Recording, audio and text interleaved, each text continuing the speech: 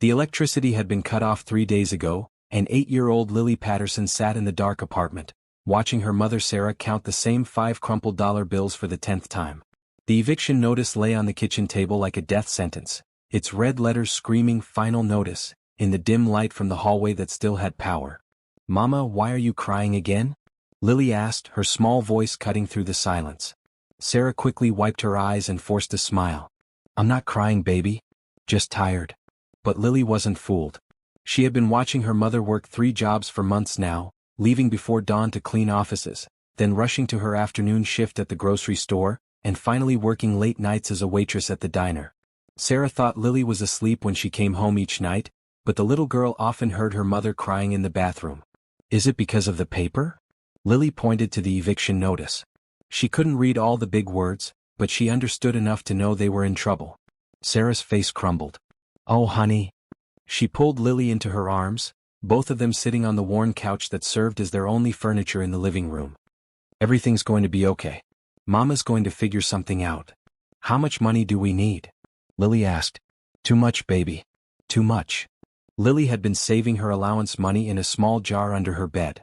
Every week, Sarah gave her $2 for helping with chores, even though Lily knew they couldn't afford it. She had been saving for a new backpack because hers had holes in it, but now she realized her mother needed the money more.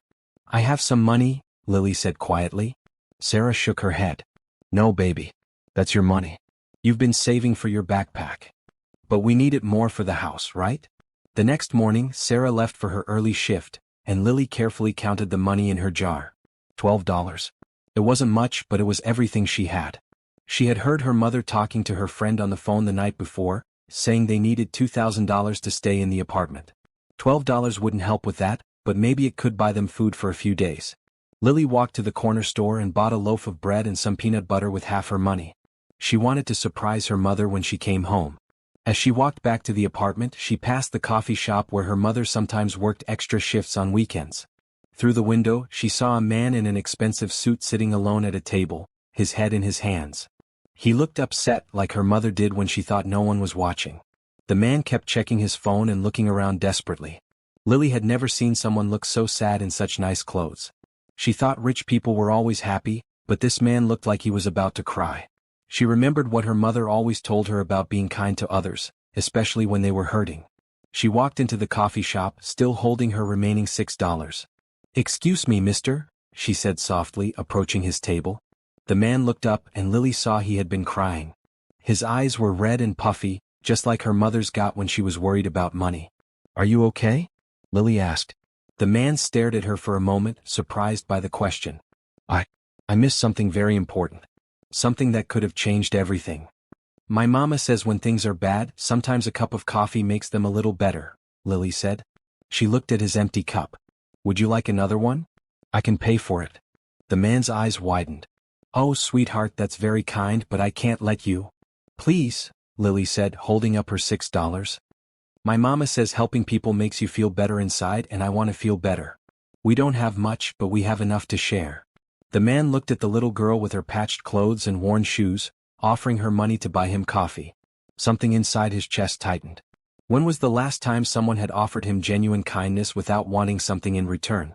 "What's your name, Angel?" he asked. "Lily. Lily Patterson." "Well, Lily Patterson, I'm Jonathan. And you know what? I think your mama is right about coffee making things better."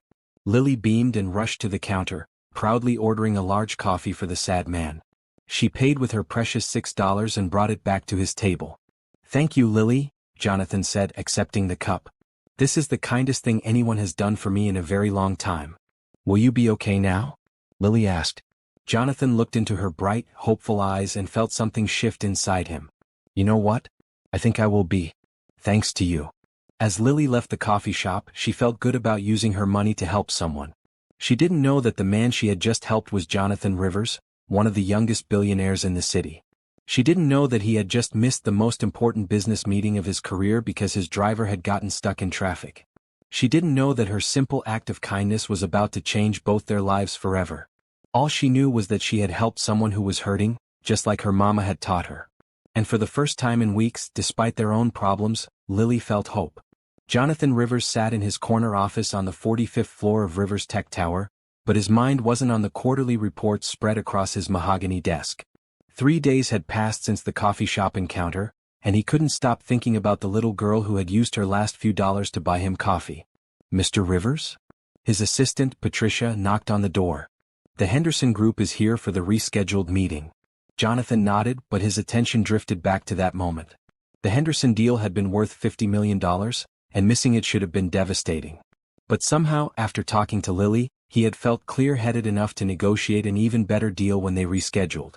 The little girl's kindness had given him something he hadn't felt in years: genuine human connection. Meanwhile, across town, Lily sat in her third-grade classroom, but she was having trouble concentrating. Her stomach rumbled loudly and she pressed her hand against it, hoping no one noticed. Sarah had been working double shifts all week, and there hadn't been much food at home. The bread and peanut butter she had bought were gone, and her mother had been skipping meals to make sure Lily ate. During lunch, while other kids opened their lunch boxes, Lily pretended she wasn't hungry. She had learned to do this weeks ago when the free lunch program ran out of funding. She told the teacher she had eaten a big breakfast, which was a lie, but she didn't want anyone to worry. "Lily, honey, come here," Mrs. Johnson, her teacher, called softly. Lily's heart sank. Had she been caught in her lie? "I have an extra sandwich today," Mrs. Johnson said quietly, so the other children wouldn't hear. "Would you like to share it with me?" Lily's eyes filled with tears of gratitude. "Yes, please." As she ate half of the teacher's sandwich, Lily thought about the sad man in the coffee shop. She wondered if he was feeling better now. She hoped her $6 had been enough to help him, even though she knew it wasn't very much money. That evening, Jonathan found himself driving past the coffee shop where he had met Lily. He parked across the street and watched through the window, hoping to see her again. He wanted to thank her properly, maybe give her family some money to help with whatever struggles they were facing. He could tell from her worn clothes and the way she had carefully counted her dollars that they didn't have much. An hour passed then too. Jonathan was about to leave when he saw a familiar figure walking down the street. It was Lily, but she looked different. Tired, set. She was walking slowly, her small shoulders hunched forward. Jonathan watched as she stopped in front of the coffee shop and looked through the window at the table where they had sat. She pressed her small hand against the glass, and Jonathan could see her lips moving as if she was saying something. Unable to contain his curiosity, Jonathan got out of his car and walked over to her. "Lily?" She turned around and her face lit up with recognition. "Mr. Jonathan. Did the coffee help? Are you feeling better?" "Yes, sweetheart. Much better. Thank you." He knelt down to her level. "What are you doing here?" "I was walking home from school and I saw the coffee shop. I was wondering if you were okay." She looked up at him with those same bright eyes, but he could see exhaustion in them now. "Mama says when we help people we should check on them later to make sure they're still okay." "Your mama sounds like a very wise woman. Where is she now?" "Working. She works a lot." Lily's voice was matter-of-fact, but Jonathan heard the loneliness underneath. "Have you eaten today?" Jonathan asked gently. Lily hesitated. "I had lunch at school." "What about breakfast? Or dinner?" "I'm not really hungry," she said, but her stomach growled loudly at that moment, betraying her words. Jonathan felt his heart break. This child had given him her last $6 for coffee, and she was going home to an empty apartment with no food. "Lily, would you like to have dinner with me? I know a nice place that has the best grilled cheese sandwiches in the city." Lily's eyes widened. "I don't think I should. Mama says not to go places with strangers." "Your mama is absolutely right. How about this? Do you have a phone number where I can call her and ask permission?" Lily shook her head. "Our phone got turned off last week." Jonathan felt a surge of anger, not at Lily or her mother, but at a system that could let a family struggle this much while he had more money than he could spend in 10 lifetimes. "Okay, then how about we go to the diner where your mama works? You said she works a lot. Maybe she's there now?" "She might be at Murphy's Diner," Lily said hopefully. "But it's far from here." "I have a car," Jonathan said. "And I promise we'll only go where your mama is, okay?" 20 minutes later they walked into Murphy's Diner, and Jonathan saw Sarah for the first time. She was taking orders at a table full of construction workers, her hair pulled back in a tired ponytail, her uniform wrinkled from a long day. When she saw Lily walk in with a stranger in an expensive suit, her face went pale. "Lily, what are you doing here? Who is this man?" "Mama, this is Mr. Jonathan. He's the sad man I bought coffee for, remember? He wanted to make sure I had dinner." Sarah looked at Jonathan with suspicion and fear. Sir, I don't know what kind of game you're playing, but my daughter. Mrs. Patterson, Jonathan interrupted gently, I think there's been a misunderstanding. Your daughter showed me incredible kindness 3 days ago when I was having the worst day of my life. I just wanted to return the favor by making sure she had a good meal. Nothing more. Sarah studied his face, looking for any sign of deception. She had learned to be wary of men who showed sudden interest in her or her daughter. But there was something genuine in his eyes, and Lily was practically bouncing with excitement. Please, Mama? He said they have really good grilled cheese here. Sarah looked around the diner. Her shift wasn't over for another 3 hours, and she knew Lily would be sitting alone in their dark apartment, probably hungry. I can't leave work. What if I stayed here with both of you? Jonathan suggested. I could order some food for Lily and you could keep working. I'll sit right here where you can see us the whole time. Sarah hesitated, then nodded slowly. Okay. But I'm watching you every second. As Lily ate her grilled cheese sandwich and drank her chocolate milk, Jonathan watched Sarah work. She was professional and kind to every customer, even the rude ones. She never stopped moving, refilling coffee cups, clearing tables, taking orders. She was clearly exhausted, but she never let it show to the customers. She's amazing, Jonathan thought to himself.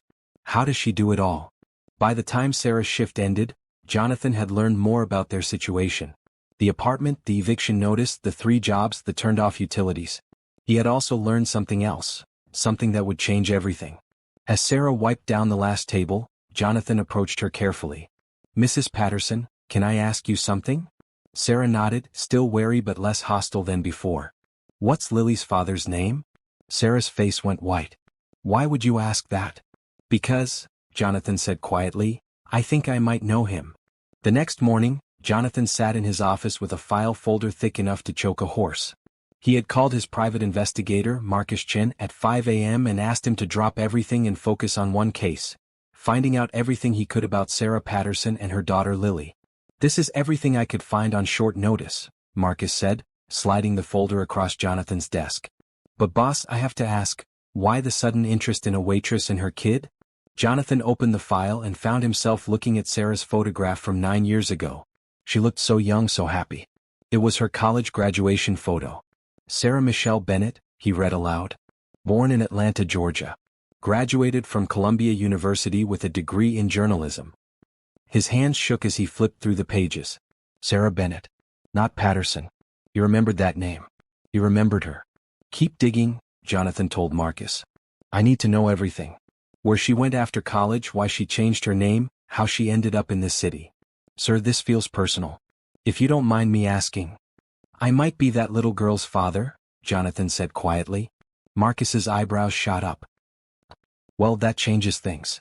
While Jonathan was uncovering Sarah's past, Sarah was quiet for a long time, considering his offer. What about Victoria? She's not going to be happy when she finds out about us. Victoria is going to learn that she can't control my life anymore, Jonathan said firmly. I should have stood up to her 9 years ago. What are you going to do? First, I'm going to make sure you and Lily are secure. Then I'm going to have a conversation with Victoria about the choices she made and the consequences that come with them. That afternoon, Jonathan picked Lily up from school in his Tesla. The other kids stared in amazement as the expensive car pulled up to the curb. Is that really your dad? Lily's friend Emma asked through the window. Yeah, Lily said, still getting used to the word. He's my dad. As they drove home, Lily peppered Jonathan with questions about his work, his car, his house. She was curious about everything, just as Sarah had said. Do you live in a big house? Lily asked. Pretty big. Would you like to see it sometime? Can Mama come too? Of course. Good. I don't want to go anywhere without Mama. That evening, Jonathan sat in his penthouse apartment, staring at his phone. He had been putting off this call all day, but it was time. He dialed Victoria's number. Jonathan, darling. Victoria's voice was smooth as silk. I was just thinking about you. Are we still on for dinner tomorrow night? We need to talk, Victoria. Tonight. Tonight? I have plans. Cancel them. This is important. An hour later, Victoria Hamilton walked into Jonathan's apartment like she owned it. She was stunning as always, perfectly dressed, perfectly made up, perfectly cold. You sounded serious on the phone, she said, pouring herself a glass of wine from his bar. What's so urgent? I know what you did 9 years ago. Victoria's hand paused halfway to her lips. I'm not sure what you mean. Sarah Bennett. The $50,000. The threats. Victoria set down her wine glass and studied Jonathan's face. Oh, you found her. I found my daughter, Victoria. My 8-year-old daughter who has been living in poverty while you've been playing house with me. Jonathan, let me explain. Explain what? How you threatened to destroy my company if Sarah didn't disappear. How you paid her to keep quiet about my child. How you've been lying to me for 9 years. Victoria's mask of perfection slipped slightly. I did what I had to do to protect our future. Our future? What future? We were never even really together, Victoria. We were a business arrangement that you manipulated into existence. I loved you, Victoria said, but even she didn't sound convinced. No, you loved the idea of controlling me. You loved having a brilliant husband who made you look good at parties. You never loved me. And you think this waitress does? This woman who took money to disappear from your life. She took money to protect me from your threats.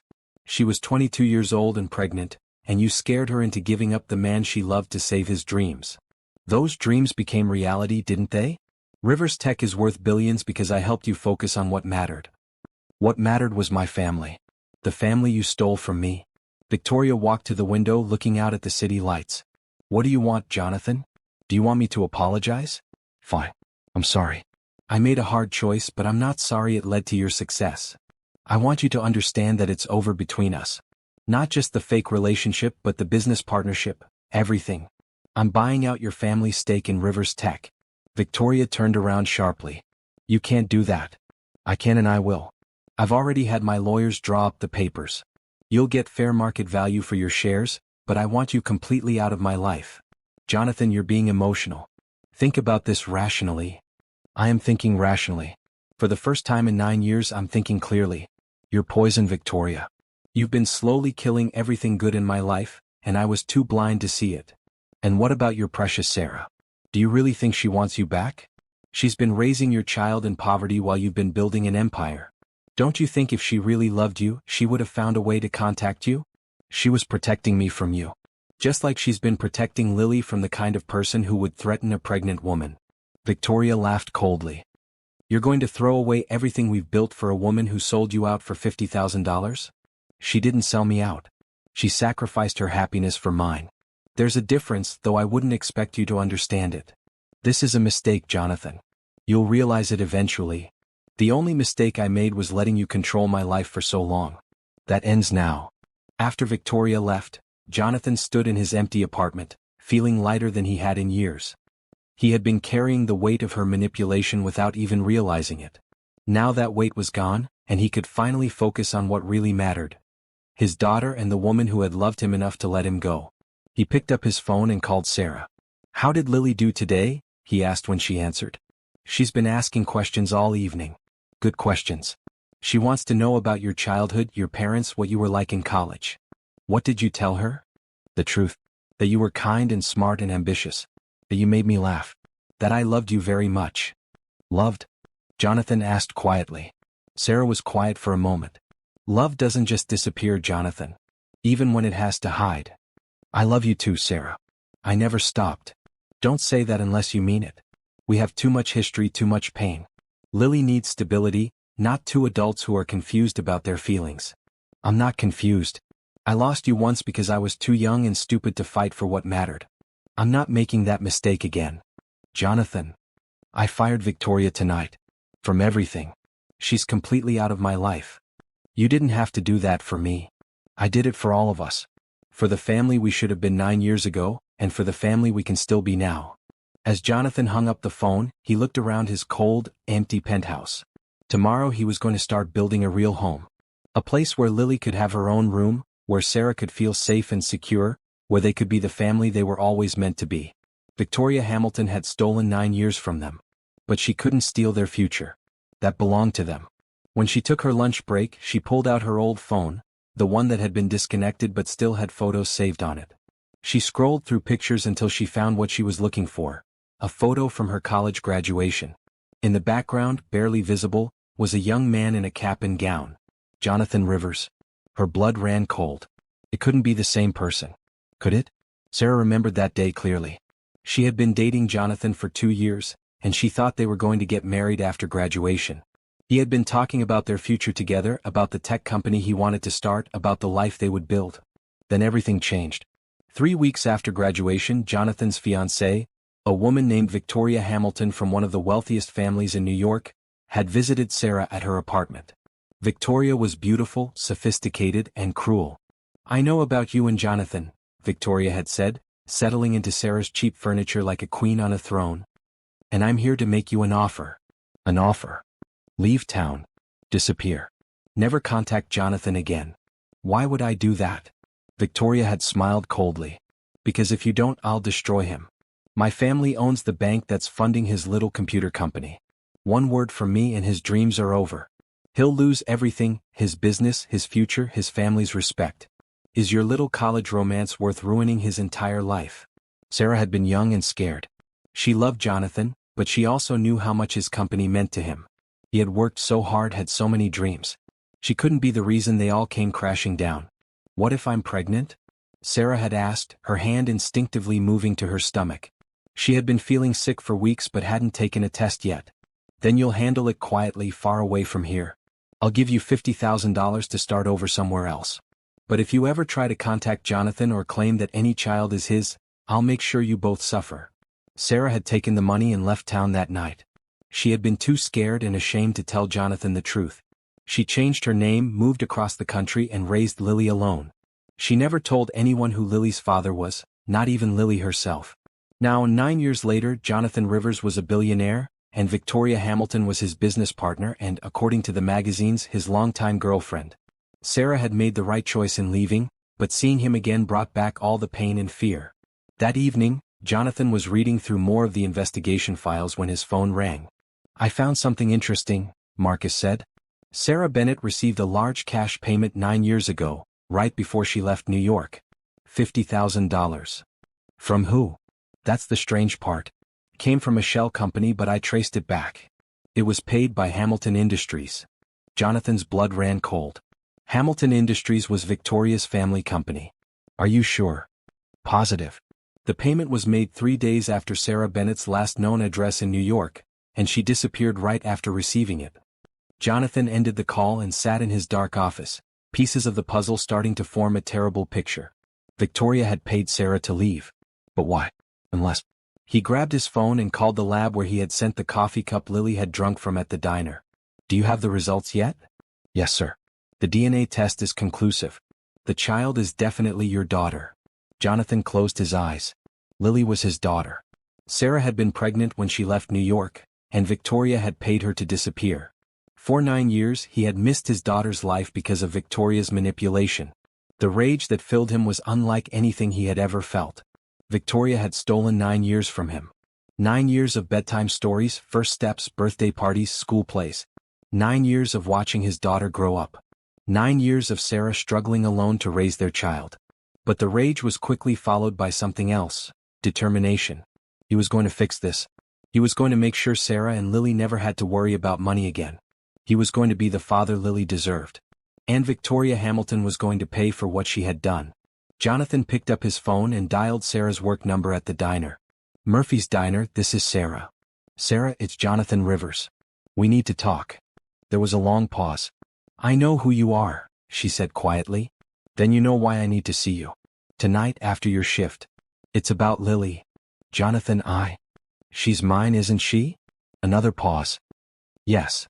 "Then we have a lot to discuss." "And Sarah?" "Yes. I'm going to make this right. I promise you that." As Jonathan hung up the phone, he looked out at the city lights below. Somewhere out there, his daughter was probably sitting in a dark apartment, hungry and alone, while her mother worked herself to death trying to provide for her. That was going to change. Starting tonight. Sarah's hands trembled as she poured coffee for her last table of the evening.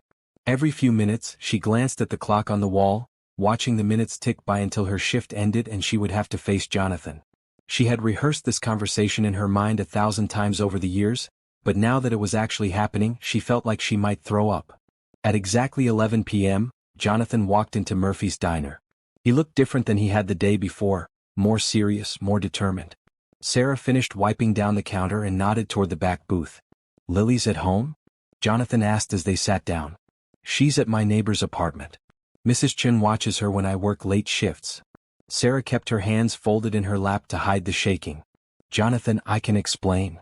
Victoria paid you to leave, he said quietly. $50,000. Sarah's eyes widened. How did you? I hired an investigator. I know about the money, about you changing your name, about everything. Jonathan leaned forward. What I don't know is why you didn't tell me about Lily. You were engaged to Victoria. You were building your company. I couldn't. You couldn't what? Let me know I had a daughter? Sarah's composure finally cracked. She threatened to destroy you. She said her family would pull all the funding from your company if I didn't disappear. She said she would make sure you lost everything you had worked for. So you decided for me? You decided I would rather have money than my own child? I was 22 years old and scared. Sarah's voice rose, then she looked around the empty diner and lowered it again. I loved you enough to let you go. I thought I was protecting you. Jonathan was quiet for a long moment, processing her words. Did you ever think that maybe I would have chosen you? Chosen our baby? Every day, Sarah whispered. Every single day for 9 years. Tell me about her, Jonathan said, his anger softening. Tell me about Lily. Sarah's face transformed when she talked about their daughter. She's brilliant. She taught herself to read when she was 4. She loves math and science just like you did. She's kind, you saw that yourself. Even when we have nothing, she always wants to help other people. She has your heart, Jonathan said. And your brain. She asks questions about everything. How things work, why things happen. I do my best to answer, but... Sarah trailed off. But what? Sometimes I see you in her so clearly it takes my breath away. The way she concentrates when she's thinking hard. The way she gets excited about learning new things. She's going to be amazing, Jonathan. With or without us. Jonathan felt his chest tighten. She shouldn't have to be without us.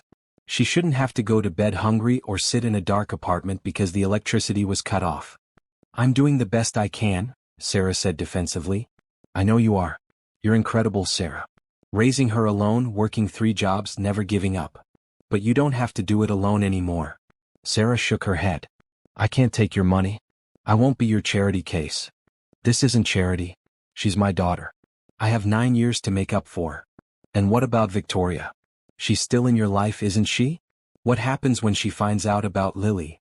Jonathan's jaw tightened. Victoria is about to learn what happens when you mess with my family. Jonathan, don't do anything that will hurt your business. My business? Jonathan laughed bitterly. Sarah, I'm worth $3 billion. Victoria's family money helped get me started, but I haven't needed them for years. I could buy and sell Hamilton Industries 10 times over. Sarah stared at him. $3 billion. The company went public 5 years ago. I own controlling interest in Rivers Tech, plus investments in about 50 other companies. Jonathan reached across the table and gently took her hand. Lily will never have to worry about money again. Neither will you. I don't want your money, Sarah said, but she didn't pull her hand away. Then what do you want? Sarah was quiet for a long time. I want her to know her father. I want her to understand that you didn't abandon us, that you didn't know about her. I want her to be proud of who she is. She can know me. Starting now, if you'll let me. It's not that simple. She doesn't even know who her father is. I told her he was someone I met in college who moved away. I never told her about you because I didn't want her to hope for something that might never happen. Well, now it's happening. Sarah pulled her hand back. Is it? What happens when you get bored of playing daddy? What happens when Victoria convinces you that we're just a complication in your life? What happens when Lily gets attached to you and then you leave? I'm not leaving, Jonathan said firmly. I've already missed 9 years. I'm not missing another day. Promise me something, Sarah said. Anything. If you're going to be in her life, you have to be all in. No half measures. No showing up when it's convenient and disappearing when it's not. She's been through enough disappointment. I promise. And promise me you won't try to replace me. I know I can't give her the things you can, but I'm her mother. I've been here for every fever, every nightmare, every scraped knee. You can't just buy your way into being her primary parent. Jonathan nodded. I don't want to replace you. I want to be part of the team. I want us to raise her together. Together? Sarah's voice was barely a whisper. However you want it to work. I just want to be her father. Sarah wiped her eyes with the back of her hand. She's going to have so many questions. We'll answer them together. And Victoria? Jonathan's expression hardened. Victoria is going to learn that actions have consequences. She stole 9 years from me, Sarah. 9 years from Lily. She's going to pay for that. Don't become someone you're not because of revenge, Jonathan. Lily needs you to be the man I fell in love with, not someone consumed by anger. The man you fell in love with would have fought for you, Jonathan said. He would have told Victoria to go to hell and chosen his family over everything else. I'm not making that mistake again. As they left the diner together, Sarah felt like she was walking into a new life. She was terrified, hopeful, and confused all at once. Everything was about to change for her and Lily. She just hoped they were strong enough to handle whatever came next. The next morning, Jonathan arrived at Sarah's apartment building with bags of groceries and a cashier's check that would cover 6 months of rent. He had spent the night thinking about how to approach this delicate situation. He wanted to help immediately, but he also understood Sarah's pride and independence. Sarah answered the door in her worn bathrobe, her hair messy from sleep. Behind her, he could see Lily sitting at a small table, working on homework by the light coming through the window. "You're early," Sarah said, stepping aside to let him in. "I brought some things," Jonathan said, setting the grocery bags on the counter. "Basic stuff: milk, bread, eggs, fruit." Lily looked up from her homework and smiled. "Mr. Jonathan, are you having breakfast with us? If that's okay with your mom." Sarah nodded, watching as Jonathan unpacked the groceries. He had bought everything they needed and more: cereal, sandwich meat, cheese, apples, bananas, even ice cream. It was more food than they usually had in a month. "Lily, honey, can you set the table?" Sarah asked. "Mr. Jonathan is going to eat with us." As Lily busied herself with plates and cups, Jonathan pulled Sarah aside. "We need to tell her today." "I know. I just don't know how." "We'll figure it out together." They made breakfast together: scrambled eggs, toast, and fresh orange juice. Lily chattered about school and her friends, completely unaware that her entire world was about to change. "Lily," Sarah said when they finished eating, "Mr. Jonathan and I need to talk to you about something important." Lily's face grew serious. "Am I in trouble?" "No, baby. Not at all." Sarah looked at Jonathan, who nodded encouragingly. "Do you remember how you've always asked about your daddy? You said he was someone you knew in college who moved far away." "That's true. But there's more to the story." Sarah took a deep breath. "Mr. Jonathan is your daddy, Lily?" Lily looked back and forth between them, confusion clear on her face. "What do you mean?" Jonathan leaned forward in his chair. "I'm your father, sweetheart. I didn't know about you until a few days ago, but I'm your dad." "But you're rich," Lily said, as if that explained everything. Jonathan couldn't help but smile. "Yes, I am." "Does that seem strange? If you're my daddy, why didn't you help us when we needed money for the rent?" The question hit Jonathan like a punch to the gut. Out of the mouths of babes. "Because I didn't know you existed, Lily. If I had known, I would have been here every single day." "Why didn't Mama tell you about me?" Sarah and Jonathan exchanged glances. They had agreed to keep the explanation simple and age-appropriate. "Sometimes grown-ups make mistakes when they're scared," Sarah said. "I was scared when I found out I was going to have you, and I made a bad choice. I should have told your daddy about you right away." "Are you going to live with us now?" Lily asked Jonathan. "We're still figuring that out," Jonathan said. "But I want to spend time with you every day if that's okay." "Will I have to change schools?" "Not unless you want to," Sarah said quickly. "Nothing has to change right away." Lily was quiet for a moment, processing everything. "Can I still call you Mr. Jonathan?" "You can call me whatever makes you comfortable. Mr. Jonathan, Jonathan, Dad, Daddy, whatever feels right to you." "I think Mr. Jonathan for now," Lily said solemnly. "Until I get used to the idea." "That sounds perfect. Does this mean we don't have to move out of our apartment?" Jonathan looked at Sarah, who nodded slightly. "No, sweetheart. You don't have to move unless you want to. In fact, I'm going to make sure you and your mama never have to worry about money again." "Really? Really?" Lily was quiet for another moment, then she asked, "Can I hug you?" Jonathan felt his eyes fill with tears. "I would love that more than anything." Lily climbed into his lap and wrapped her small arms around his neck. Jonathan held his daughter for the first time, breathing in the scent of her shampoo, feeling her heartbeat against his chest. 9 years of missed moments crashed over him all at once. First steps, first words, first day of school, lost teeth, bedtime stories, Christmas mornings. "I'm sorry I wasn't here before," he whispered into her hair. "It's okay," Lily said. "You're here now." After Lily left for school, Sarah and Jonathan sat at the kitchen table, both emotionally drained from the morning's revelation. "She took it better than I expected," Sarah said. She's remarkable. Just like her mother. Jonathan, we need to talk about what happens next. I meant what I said yesterday, I won't be your charity case. And I meant what I said about taking care of my family. But I have an idea that might work for both of us. What? You have a journalism degree from Columbia. You're obviously brilliant. You've managed to keep yourself and Lily afloat under impossible circumstances. What if I offered you a real job? Doing what? I need someone to run the Rivers Foundation. It's my charitable organization, but I've been too busy to give it the attention it deserves.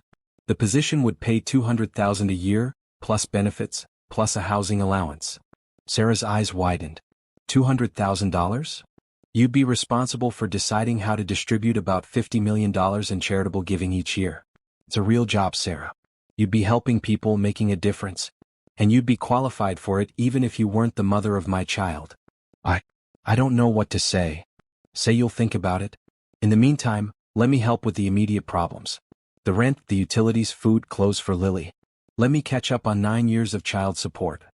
3 weeks had passed since the revelation, and Jonathan was learning what it meant to be a father. Every morning he picked Lily up from school and every evening he helped her with homework at Sarah's kitchen table. It was a routine that felt both foreign and completely natural. Mr. Jonathan, can you help me with this math problem? Lily asked, pointing to her worksheet. Of course. Jonathan pulled his chair closer to hers. What part is confusing you? I don't understand why we need to find the common denominator. Jonathan smiled. Sarah had been right, Lily had his analytical mind. Think of it like this. Imagine you have 2 pizza boxes, but one pizza is cut into 4 slices and the other is cut into 8 slices. If you want to know how much pizza you have total, you need to cut them the same way first, right? Lily's face lit up with understanding. Oh, so the common denominator is like cutting all the pizzas the same way. Exactly. You're brilliant, just like your mom. Sarah looked up from where she was preparing dinner and smiled. Watching Jonathan with Lily felt like seeing puzzle pieces finally click into place. He was patient, encouraging, and genuinely interested in her thoughts and questions. Mama, can Mr. Jonathan stay for dinner again? Lily asked. If he wants to, Sarah said. But he probably has important businessman things to do. Nothing is more important than this, Jonathan said, and he meant it. After dinner, while Lily was taking her bath, Jonathan and Sarah sat on the small couch in the living room. The electricity had been turned back on, and they had food in the refrigerator, but Sarah was still adjusting to not worrying about money every second of every day. I got the job offer letter today, Sarah said, holding up an official-looking envelope. And? It's real. All of it. The salary, the benefits, the housing allowance. She shook her head in amazement. 6 months ago, I was worrying about whether we'd be evicted. Now you're offering me a job that pays more than I made in 5 years combined. You're qualified for it, Sarah. Your college grades were excellent, and you've shown incredible resourcefulness and determination. The foundation needs someone who understands what it's like to struggle, someone who can identify where help is needed most. What if I'm not good at it? What if you're amazing at it? Sarah was quiet for a moment. There's something else we need to talk about. Lily's been asking about where we're going to live. What did you tell her? That we haven't decided yet. But Jonathan, this apartment, it's not much, but it's been our home. I don't want her to feel like her old life wasn't good enough. Jonathan understood. What if we looked at it differently? What if, instead of you moving into my world, we built a new world together? Somewhere that feels like home to all of us. What do you mean? I mean we find a house. Not my penthouse, not this apartment, but something new. Something that can be ours from the beginning. The next day, Jonathan, Sarah, and Lily spent the afternoon looking at houses in a neighborhood with good schools and plenty of trees. Lily ran from room to room in each house, imagining where her toys would go, which room would be hers. This one has a big backyard, she announced in the 4th house they visited. And the kitchen is big enough for all of us to cook together. Do you like it? Sarah asked. I love it. But... Lily hesitated. But what, sweetheart? Jonathan asked. Will we still be a family if we live in a big house? Sometimes on TV, when people get rich, they stop loving each other. Sarah knelt down to Lily's level. Money can't change how much I love you, baby. And it can't change how much your dad loves you either. Promise? Promise? Jonathan said, joining them on the floor. Being a family isn't about where you live or how much money you have. It's about taking care of each other and being there when someone needs you. That evening, while they were eating dinner at their usual spot in the apartment, Sarah's phone rang. She looked at the number and frowned. Who is it? Jonathan asked. I don't know. I don't recognize the number. She answered hesitantly. Hello? Is this Sarah Patterson? The voice was crisp, professional, and unfamiliar. Yes, who is this? My name is Victoria Hamilton. I believe you know who I am. Sarah's face went pale. Jonathan immediately stood up, but Sarah waved him back to his seat. What do you want? Sarah asked. I want to meet with you. Tomorrow if possible. There are some things we need to discuss. I don't think that's a good idea. I think you'll find it very interesting. I have information about Jonathan that you might want to know before you make any permanent decisions about your future. Sarah looked at Jonathan, who was listening intently. What kind of information? The kind that's better discussed in person. Meet me at the Ritz-Carlton downtown, tomorrow at 2 o'clock. The bar on the top floor. I don't. Oh, and Sarah? Bring your daughter. I'd like to meet her. The line went dead. Sarah stared at her phone, her hands shaking. What did she want? Jonathan asked. She wants to meet tomorrow. She said she has information about you that I need to know. Sarah looked at him with worry in her eyes. She wants me to bring Lily. Absolutely not. You're not meeting with her, and you're definitely not bringing Lily anywhere near her. What if she's telling the truth? What if there's something I need to know? Sarah, Victoria is a master manipulator. Whatever she says will be designed to hurt you and break us apart. That's what she does. But what if? No. Jonathan's voice was firm. I won't let her hurt you or Lily. If she has something to say, she can say it to me. She specifically asked for me. Because she knows I won't fall for her games anymore. She's hoping you will. Sarah was quiet for a moment, thinking. What if I go but I don't bring Lily? What if I just listen to what she has to say? Sarah. I need to know Jonathan. I need to know what she thinks she can use against us. If I don't go, I'll always wonder. Jonathan ran his hands through his hair, frustrated. Fine. But I'm going with you. She won't talk if you're there. Then I'll wait in the lobby. But I'm not letting you face her alone. That night, after Lily was asleep, Sarah lay in bed staring at the ceiling.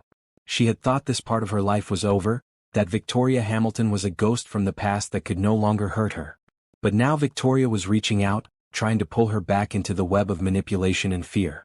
Whatever Victoria had to say tomorrow, Sarah knew it wouldn't be good. But she also knew she was stronger now than she had been 9 years ago. She wasn't a scared 22-year-old anymore. She was a mother, a survivor, and a woman who had earned her place in Jonathan's life through love, not manipulation. Whatever game Victoria was playing, Sarah was ready for it. She just hoped she was strong enough to win. The Ritz-Carlton's top-floor bar was exactly the kind of place Victoria would choose for a confrontation. Expensive, intimidating, and designed to make someone like Sarah feel out of place. But as Sarah stepped out of the elevator, she didn't feel intimidated. She felt angry. Victoria was already seated at a corner table, sipping champagne and checking her diamond watch. She looked exactly as Sarah remembered, perfectly beautiful and perfectly cold. Sarah, Victoria said, standing to greet her with a fake smile. You look different. 9 years of raising a child alone will do that to a person, Sarah replied, sitting down across from her. Yes, about that. Where is the little girl? I was hoping to meet her. My daughter is at school where she belongs. You wanted to talk to me, so talk. Victoria signaled the waiter. Would you like something to drink? Champagne?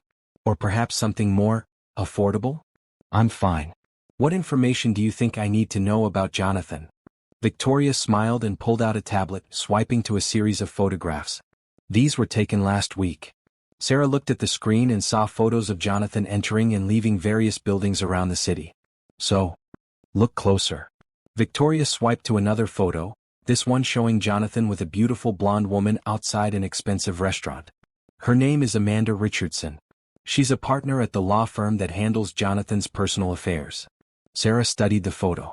Jonathan and the woman were standing close together, talking. They're having a business meeting. Are they? Victoria swiped to another photo, this one showing Jonathan and Amanda in what appeared to be an intimate conversation at a wine bar. This was taken 3 nights ago. While you were home with your daughter, Jonathan was having drinks with Amanda.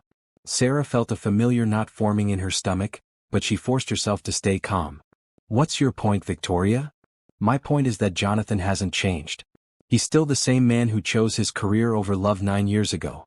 Do you really think he's going to give up his lifestyle for a woman who brings nothing but complications to his life? I'm not listening to this. Sarah started to stand up. Sit down, Victoria said sharply. I'm not finished. Yes, you are. Sarah remained standing. I know what you're trying to do. You're trying to make me doubt Jonathan, doubt myself, doubt everything we're building together.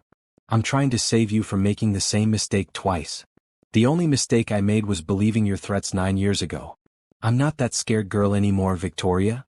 Victoria's perfect facade cracked slightly. You think you know him, but you don't. You think because he's playing house with you and your daughter that he's changed, but men like Jonathan don't change. They get bored. They move on. Men like Jonathan? Sarah leaned forward, her voice dropping to a dangerous whisper. You mean men who work 18-hour days to build something meaningful? Men who sit on the floor doing math homework with their daughters? Men who remember exactly how their daughter likes her grilled cheese cut. He's playing a role, Sarah. The devoted father, the reformed bachelor. But it won't last. When the novelty wears off, when being a father becomes inconvenient, he'll disappear. And you and your daughter will be left with nothing again. You're wrong. Am I? Then why hasn't he proposed to you? Why hasn't he moved you into his penthouse? Why is he keeping you at arm's length? Sarah felt the doubt creeping in despite her best efforts to fight it. We're taking things slowly. For Lily's sake. Or because he doesn't want to make promises he can't keep. Stop.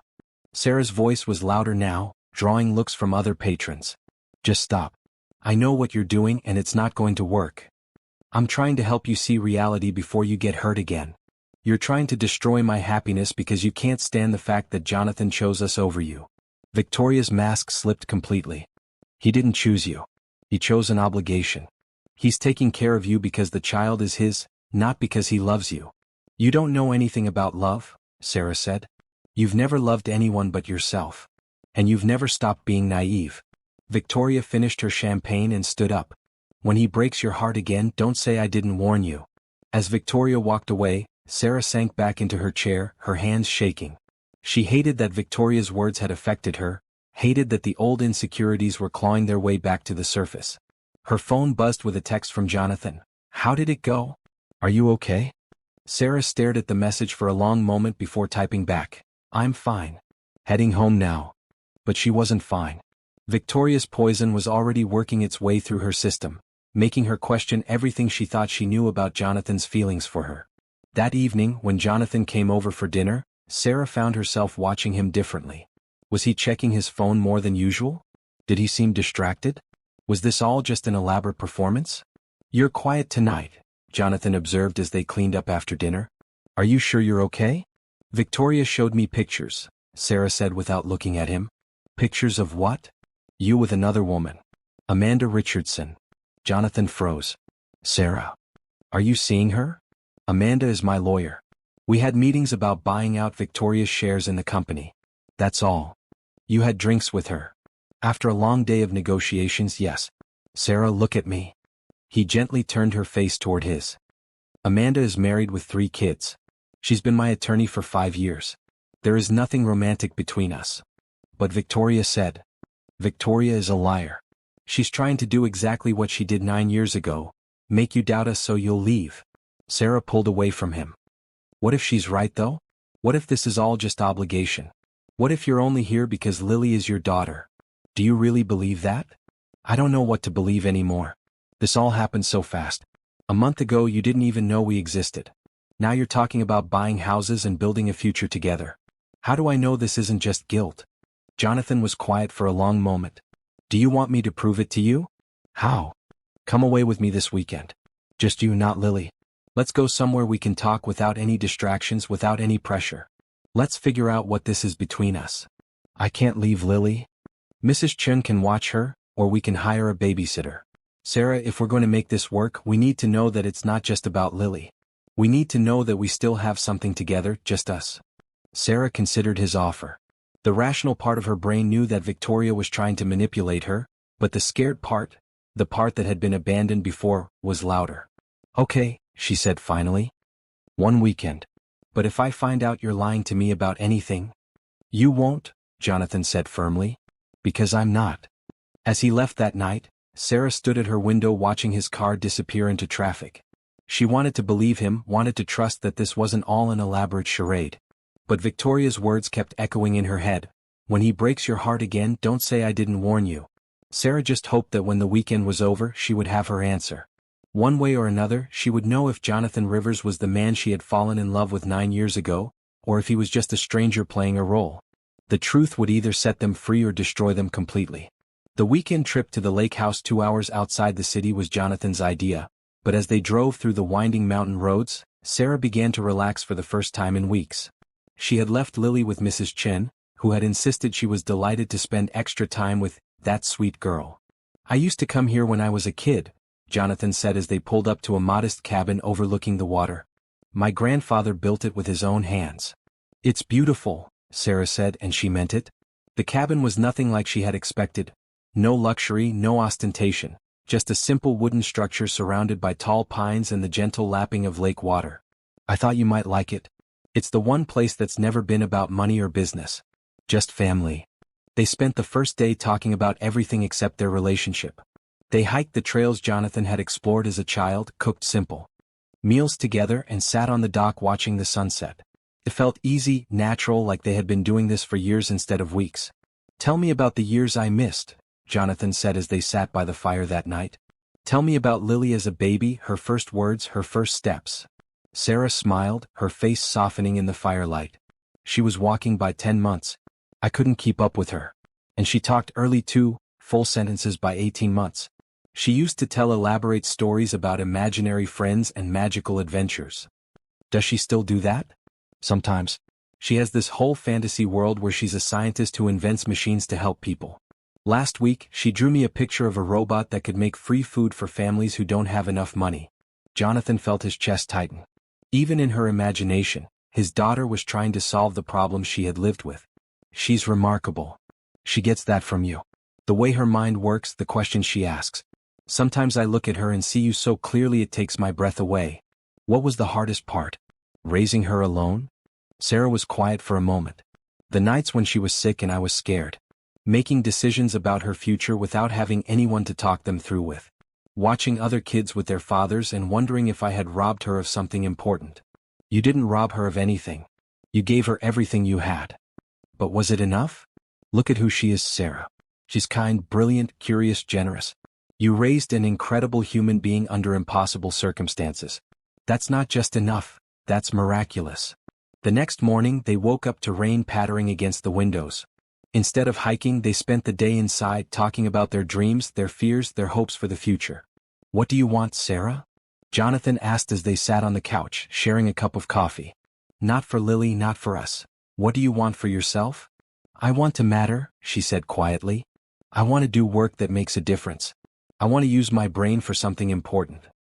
The foundation job scares me to death, she admitted. What if I'm not smart enough? What if I make mistakes with other people's money? What if you change thousands of lives for the better? That afternoon, as they prepared to head back to the city, Sarah finally asked the question that had been haunting her since her meeting with Victoria. Jonathan, are you here because you love me, or because you feel guilty about missing 9 years of Lily's life? Jonathan set down his coffee cup and looked at her seriously. Do you want the honest answer? Sarah's heart sank. Yes. Both. Her face must have shown her disappointment because he quickly continued. I feel guilty about missing those 9 years, and that guilt is part of what drives me to be a better father now. But Sarah, I was in love with you 9 years ago and I never stopped being in love with you. When I saw you in that diner, exhausted and beautiful and fierce, protecting our daughter with everything you had, I fell in love with you all over again. How do I know that's true? Because I'm telling you. Because I've never lied to you about anything. Because when Victoria tried to manipulate you into leaving me, I chose you instead of believing her version of events. She said you would get bored with playing house. Victoria doesn't understand love, so she can't recognize it in other people. She thinks everything is a transaction, a game, a manipulation. But this isn't a game to me, Sarah. You and Lily aren't a charity case or a guilty conscience. You're my family. What about Amanda Richardson? Jonathan sighed. Amanda is handling the legal work to completely remove Victoria from my business and my life. Yes, we had drinks after a long day of meetings. No, there was nothing romantic about it. She spent most of the time showing me pictures of her kids and complaining about her husband's golf obsession. Sarah studied his face, looking for any sign of deception.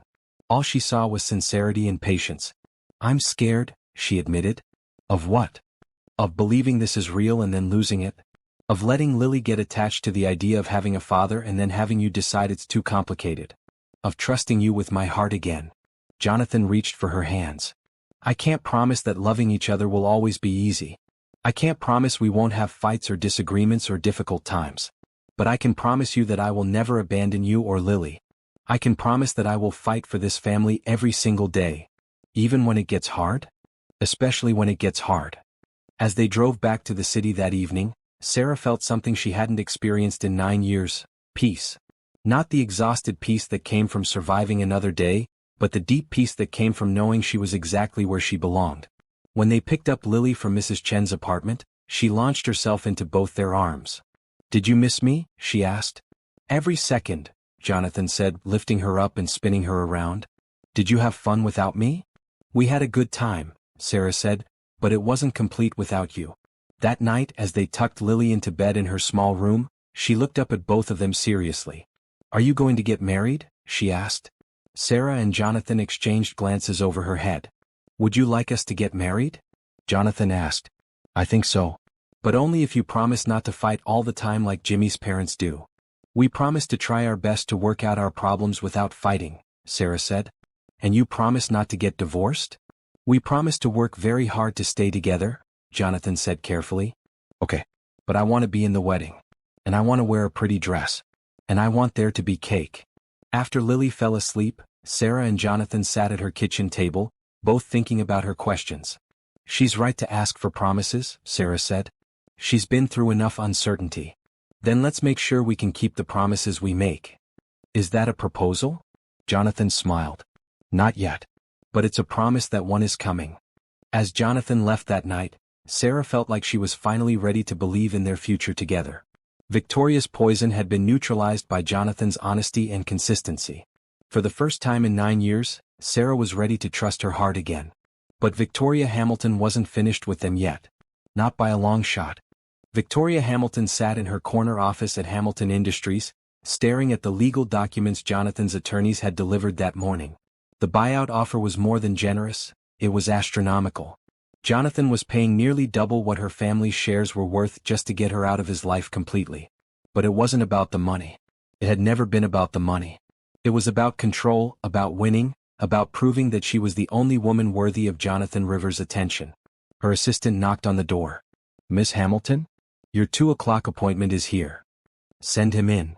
Marcus Webb was exactly the kind of man Victoria needed for her plan. Smart, ruthless, and completely without morals when the price was right. He had a reputation for destroying people who crossed his clients, and he did it all perfectly legally.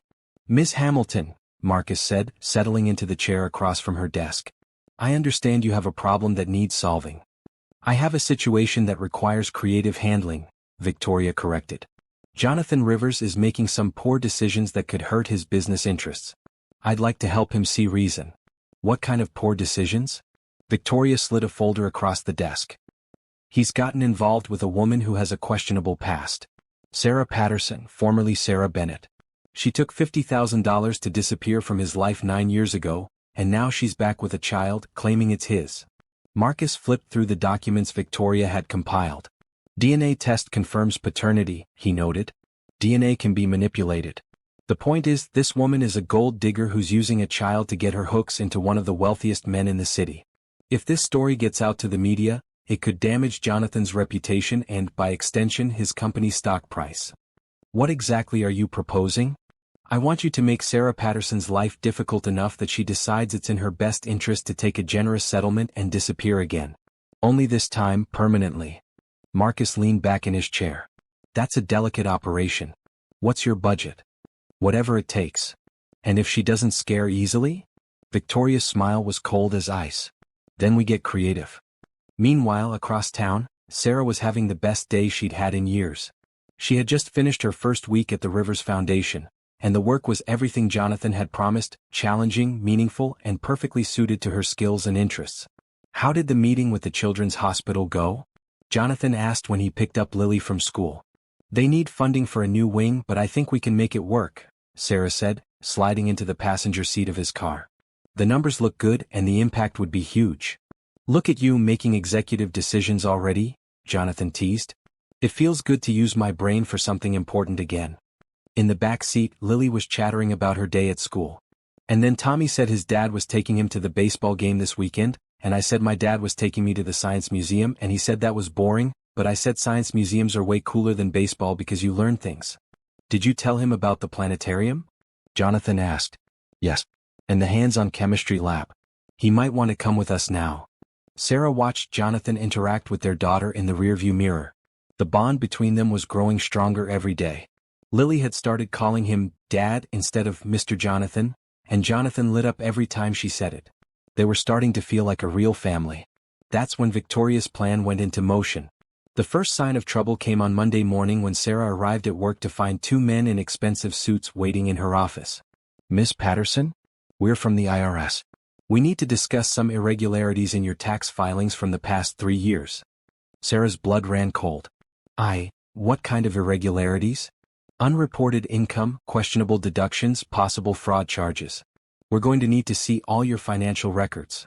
Sarah spent the entire day being interrogated about finances that barely existed. How could she have unreported income when she had been living paycheck to paycheck? What questionable deductions when she barely had enough expenses to itemize? By the time the agents left, Sarah was shaking and confused. She called Jonathan immediately. This doesn't make sense, he said after she explained what happened. I'll have my accountant look into it. What if they're right? What if I made mistakes without realizing it? Then we'll fix them.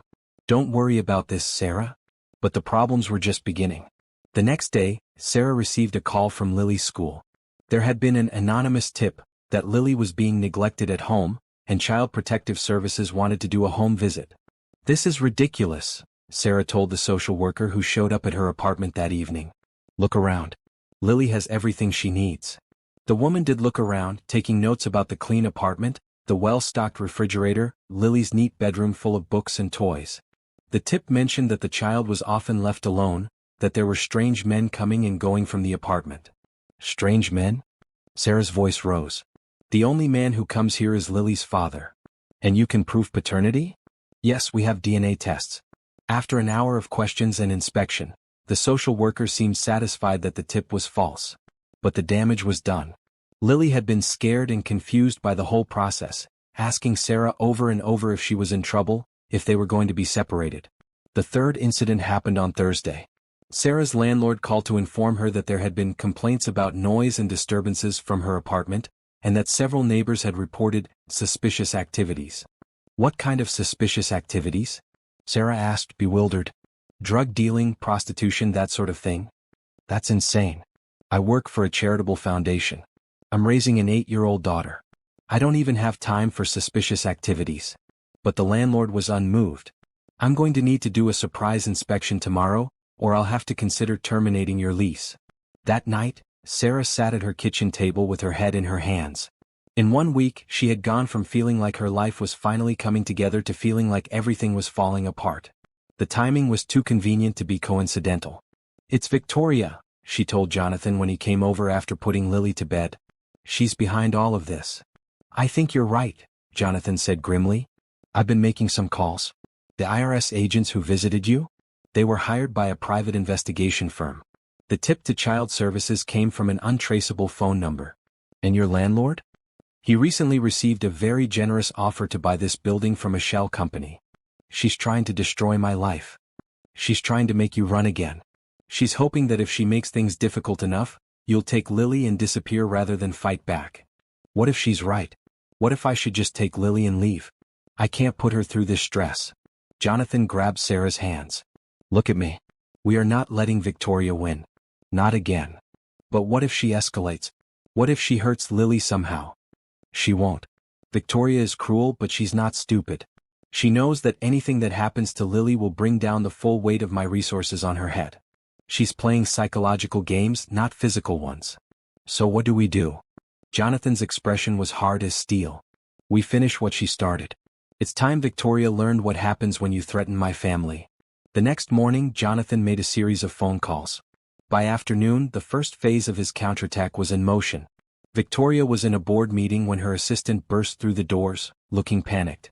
Miss Hamilton, you need to see this, she said, handing Victoria a tablet. On the screen was a news article from the city's largest newspaper, Hamilton Industries under investigation for tax evasion and money laundering. Victoria's face went white as she read the article. Someone had leaked detailed financial records showing questionable transactions, offshore accounts, and suspicious payments to private investigators and shell companies. This is... Victoria started to say, then stopped as her phone began ringing. Then the conference room phone. Then every phone in the building. The article was just the beginning. By the end of the day, the FBI had served warrants to search Hamilton Industries' offices. The IRS had frozen several of the company's accounts pending investigation. And 3 major clients had called to terminate their contracts, citing concerns about the company's ethical practices. Victoria's reputation, carefully built over decades, was crumbling in real time. She knew exactly who was responsible. That evening, Victoria stormed into Jonathan's office building, pushing past security and marching straight to the executive floor. She burst through his office doors like an avenging angel, her perfect composure finally shattered. "You did this," she snarled. Jonathan looked up from his desk calmly. "I have no idea what you're talking about. The investigation, the leaked documents, the media blitz. You destroyed my company. Your company destroyed itself when you decided to use it to harass my family. I'll sue you for everything you're worth." "With what lawyers?" "From what I hear, Hamilton Industries can't afford to pay its current legal bills, let alone take on new ones." Victoria's hands were shaking with rage. "This isn't over, Jonathan." "Yes, it is." Jonathan stood up and walked around his desk to face her. "You made a choice 9 years ago to threaten a pregnant woman and steal my daughter from me. You made another choice last week to try to destroy the mother of my child. Those choices have consequences. You can't prove I did anything. I don't have to prove it. But I can make sure that every business leader, every social contact, every person in your circle knows exactly what kind of person you are. I can make sure that your name becomes synonymous with manipulation and cruelty. You're destroying me over a woman who sold you out for money. I'm protecting my family from someone who thinks she can control other people's lives through fear and intimidation." Victoria stared at him for a long moment, seeing something in his eyes she had never seen before: absolute certainty. There would be no negotiating, no manipulating, no changing his mind. "I underestimated you," she said finally. "You underestimated love," Jonathan corrected. "You never understood it, so you never saw how powerful it could be." As Victoria left his office, her shoulders slumped in defeat, Jonathan felt no satisfaction in her downfall. He took no pleasure in revenge. But he felt deep satisfaction in knowing that Sarah and Lily would never have to fear Victoria Hamilton again. The next morning, he drove to Sarah's apartment to find her reading the newspaper with an expression of shock. "Did you see this?" she asked, holding up the front page. "I might have heard something about it," Jonathan said with a small smile. "You did this for us. I did this for us." Sarah set down the newspaper and looked at him seriously. "What does this mean? Is it really over? Victoria's company is finished. Her reputation is destroyed. Her family's money can't fix this kind of scandal. She'll probably leave the city, maybe the country. And us. Us." Jonathan knelt down in front of Sarah's chair and pulled out a small velvet box. "I think it's time we made this official." Sarah's eyes filled with tears as he opened the box to reveal a simple, elegant diamond ring. "Sarah Bennett Patterson, will you marry me? Will you let me spend the rest of my life making up for the 9 years I missed? Will you let me be the husband you deserve and the father Lily needs?" Through her tears, Sarah could only nod. As Jonathan slipped the ring onto her finger, she felt like the scared girl who had run away 9 years ago was finally, truly gone. In her place was a woman strong enough to fight for love, wise enough to trust in it, and brave enough to believe in happily ever after. 6 months later, Sarah stood in front of a full-length mirror in the bridal suite of the small chapel where she and Jonathan had decided to exchange vows. The dress was simple but elegant. Nothing like the elaborate gown she had once imagined wearing in a big church wedding. This was better. This was real. "Mama, you look like a princess," Lily said, admiring her own flower girl dress in the mirror next to Sarah's. "You look pretty beautiful yourself, sweetheart." Lily had insisted on helping plan every detail of the wedding. She had chosen the flowers, white roses and baby's breath, the music, a string quartet playing classical pieces, and even the menu for the reception, grilled cheese sandwiches cut into triangles, just like the ones Jonathan had bought her that first night at the diner. "Are you nervous?" Lily asked. "A little," Sarah admitted. "But good nervous. Excited nervous." "I'm excited too." I've never been in a wedding before. Sarah knelt down to Lily's level, adjusting her daughter's flower crown. Are you happy about this? About me marrying your dad? Yes, Lily said solemnly. But I have a question. What's that? If you're marrying Dad, does that mean I get to call you Mrs. Rivers too? Sarah laughed. If you want to.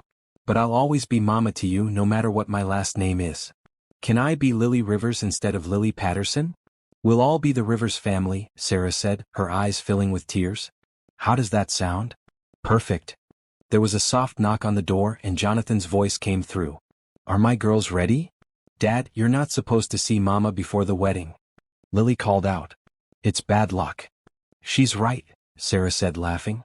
Go away. Fine, but we start in 10 minutes. Don't be late to your own wedding. We won't, Sarah promised. As she heard his footsteps walking away, Sarah took one last look at herself in the mirror. 9 years ago, she had been a scared college graduate who thought love meant making sacrifices that hurt. Today, she was a woman who understood that real love meant choosing each other every day, fighting for each other, and building something beautiful together. The chapel was small but perfect, filled with the people who mattered most to them. Jonathan's parents had flown in from Seattle, and they had spent the weekend getting to know their new granddaughter.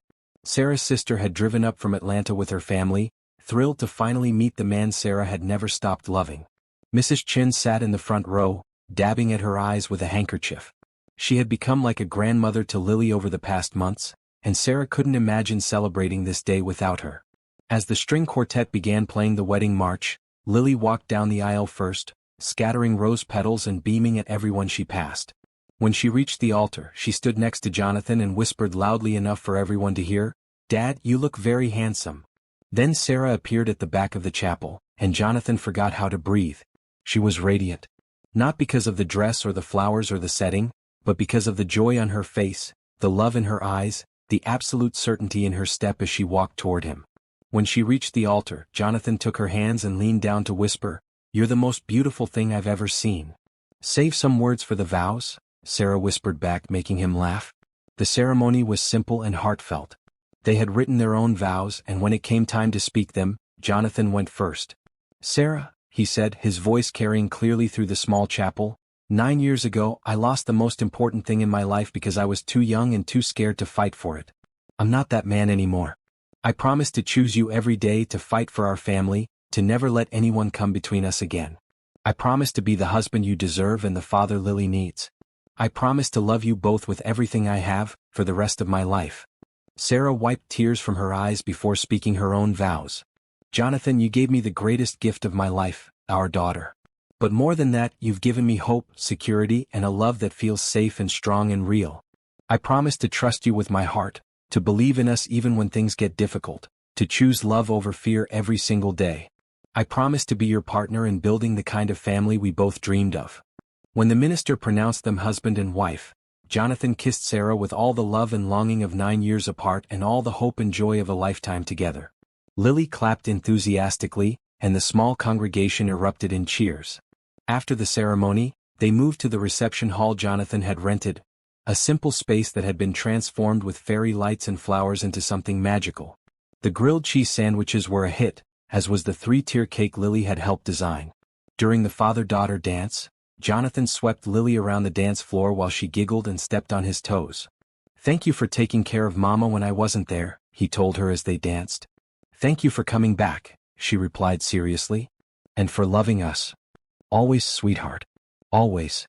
When it was time for the bride and groom's first dance, Jonathan and Sarah moved together to the same song they had danced to at their college graduation party 9 years earlier.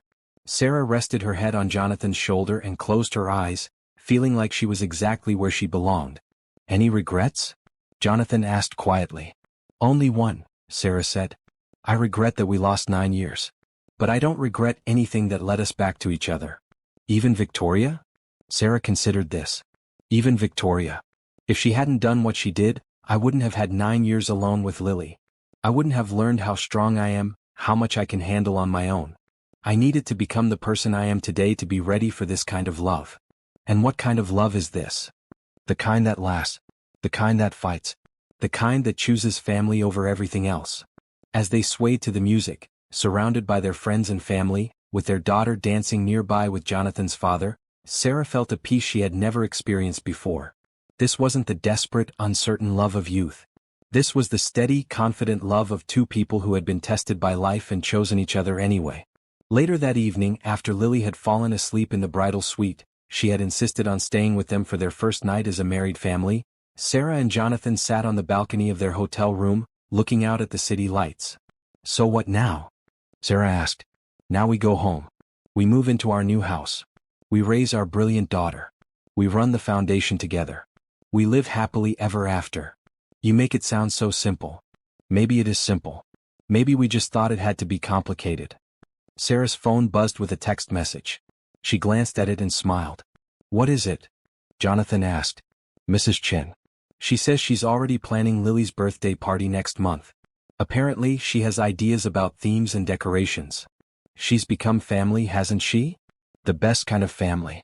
The kind you choose." As they prepared for bed, Sarah caught sight of herself in the bathroom mirror. She was wearing Jonathan's old college t-shirt and her hair was messy from the long day, but she was glowing with happiness. 9 years ago, she had looked in a mirror and seen a scared girl who didn't know how to fight for what she wanted. Tonight, she saw a woman who had learned that love was worth fighting for, that family was worth protecting, and that sometimes the best revenge against those who try to destroy you is simply living well. Victoria Hamilton had disappeared from their lives as completely as if she had never existed. Word around the city was that she had moved to Europe, her reputation in ruins, her family's business destroyed by the investigations that followed Jonathan's revelations. Sarah felt no satisfaction in Victoria's downfall, but she felt deep gratitude that the threat was over. As she climbed into bed next to her husband, Sarah thought about the 8-year-old girl who had used her last $6 to buy coffee for a sad stranger. That simple act of kindness had set in motion a chain of events that brought their family together. "What are you thinking about?" Jonathan asked, pulling her close. "Lily. How a child's kindness saved us all. She's remarkable. She's ours." "Yes," Jonathan said, kissing the top of Sarah's head. "She is." As Sarah drifted off to sleep in her husband's arms, she felt like her life had finally come full circle. The scared girl who had run away was gone. The struggling single mother was gone. In their place was a woman who had learned to trust in love, to fight for family, and to believe in second chances. Tomorrow they would start their new life as the Rivers family. They would move into their new house, continue their work at the foundation, and raise their daughter together. There would be challenges certainly, but they would face them as a team. Tonight, though, was perfect. Tonight, they were simply a family that had found its way back to each other against all odds. And they lived happily ever after.